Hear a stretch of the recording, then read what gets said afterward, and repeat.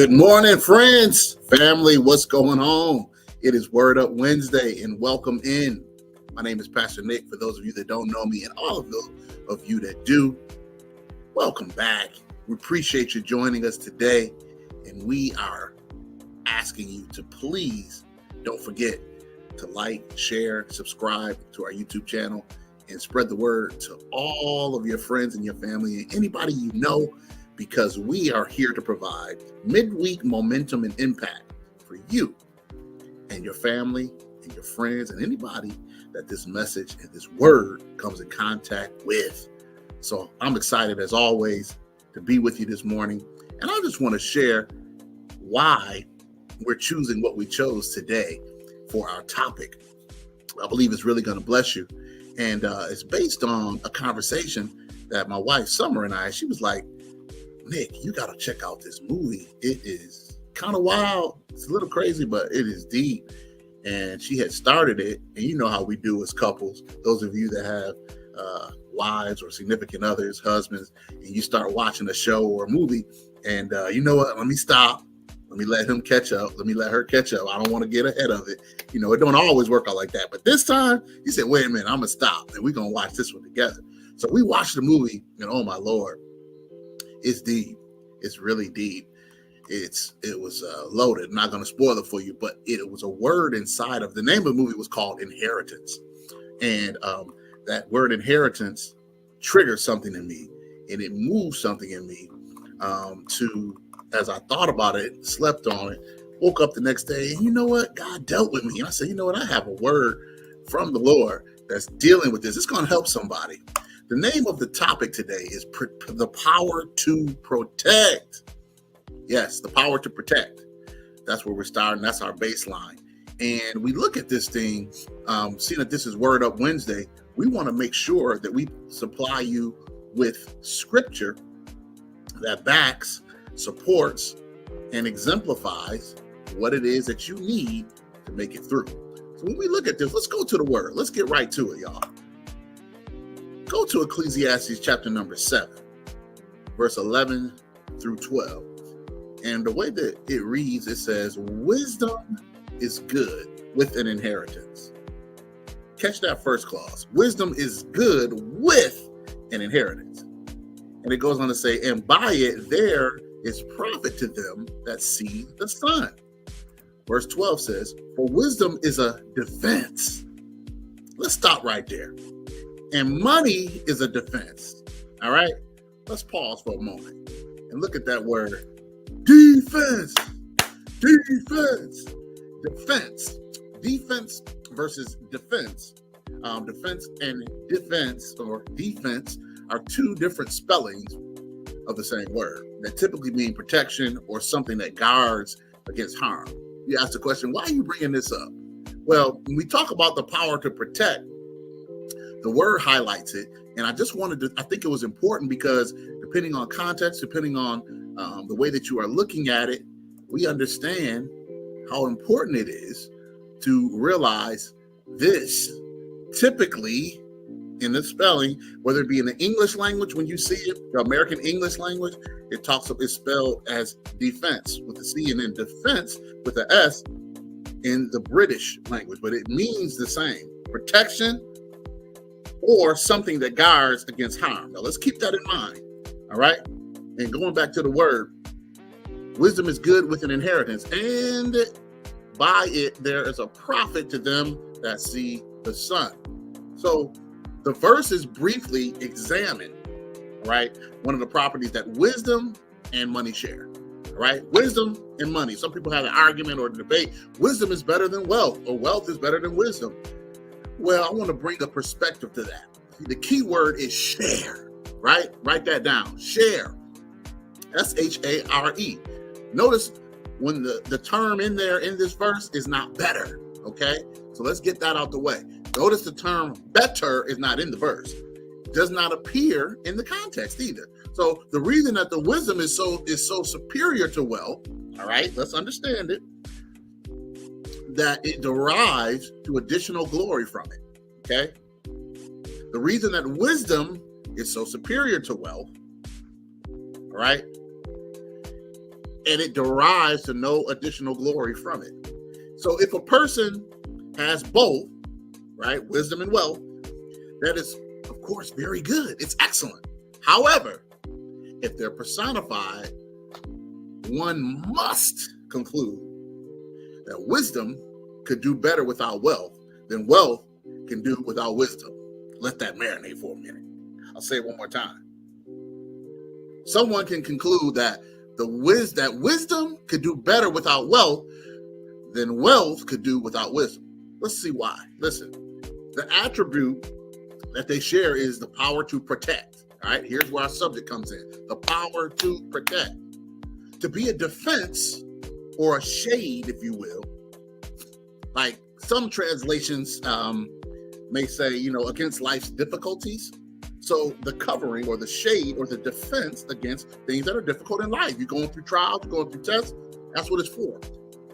Even in regard to this quality, check it out. See, the comparison, what it does is reveals that wisdom is a greater value. All right. You can search and study and take your time and get digging in deep to that point. But what I want to leave with you all today, because it's so important to grab this thing, the comparison that shows that wisdom is like a wall. All right. So just imagine a wall of protection, whereas wealth is merely like a hedge. All right. So see, a wall has more guidance, has more structure, has more fortitude, and it blocks more than just a hedge. When I grew up in Niagara Falls, New York, my pops taught me how to cut hedges around our house. We had a hedge. We didn't have a fence. We didn't have a wall. We didn't have a gate, but we had hedges. So basically, yes, it brought some, it was like a border, if you will. It was kind of something that you can't just walk straight through the yard, but it wasn't a wall or a fence that you would have to actually open up or walk through. So the hedge, all right, is there when we look at wealth. Now let's go a little further. Okay, we're coming around the home plate real soon. So in adversity, check it. Wisdom provides reserves of strength to the person who possesses it. All right. So whoever has it has the strength. Wealth, though, continues to feed a person's self-importance, and catch this big L word. It's only 5 letters, really. Lust. All right. Wealth continues to feed a person's self-importance and lust, rather. And so it may even be detrimental to progress. All that's in the world is the lust of the flesh, the lust of the eye, and the pride of life. Now, again, I'm not taking away from the fact that wealth being important, but wisdom and wealth. Let's go a little further. What does Solomon mean by wisdom is good with inheritance? All right. See, this translation is a little vague and difficult to some. It's in the Revised English Bible. It inserts the word better, okay? B-E-T-T-E-R, to the thought. Wisdom is better than possessions and an advantage to all who see the sun, all right? In another translation, it says wisdom like an inheritance, all right, is a good thing that benefits those who see the sun. All right. There's another commentary. The Jewish, and I got this from the Berean study when I was looking into this thing. I said, let me grab some nuggets. The Jewish Sunsino commentary makes 2 suggestions. Wisdom is good when it is an inheritance, and wisdom is good when there is an inheritance together with it. All right. Solomon seems basically to be saying that even as receiving a family inheritance is an advantage. But some people get so caught up in the inheritance, what they're going to gain, what they're going to get, they start causing division within the family, whether it be siblings, spouses, cousins, grandchildren, so on and so forth. It causes problems because you're just living just to see what you're going to gain. It is a blessing indeed, but it gets perverted when that lust and that flesh gets in there. And that wisdom, see, let's go back up real quick. The attribute that they share is supposed to work together. Power to protect, to be a defense, all right, against life's difficulties. That's the hit for the day, y'all. Look at that verse 12. For wisdom is a defense and money is a defense, but the excellency of it is that wisdom giveth life to them that have it. Okay? Let's go on a little bit further because we getting somewhere. I hope y'all getting something this morning. I really hope you are. So, and we wrapping this thing up one more time. So check this out. We look at it and we understand and realize with Solomon, okay? And when he highlighted, it seems to be saying that even with receiving a family inheritance is an advantage. So also is receiving family wisdom an advantage. I'll say that one more time. So also is receiving family wisdom an advantage. So don't just get wealth, possessions, properties, things of that nature. Wisdom represents legacy. The power to protect is when they're working together. God will defend, protect, provide what you need in life, even both now and for life eternal when we leave this earth.